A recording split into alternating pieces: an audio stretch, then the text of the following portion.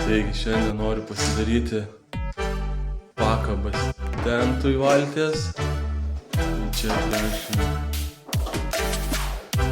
pakabas dvi, žiūrėsim, kad pasikabintų, kad jeigu šlapia įgyja, kad būtų kur išdžiūt, tentas visas,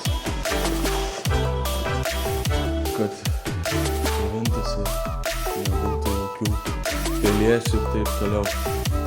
Ką, kibsim į darbus, įrankiai paruošti, pagalba irgi, važiuojam. Tai va, kabliai vietoj, vienas, antras ir kabinsim tentą.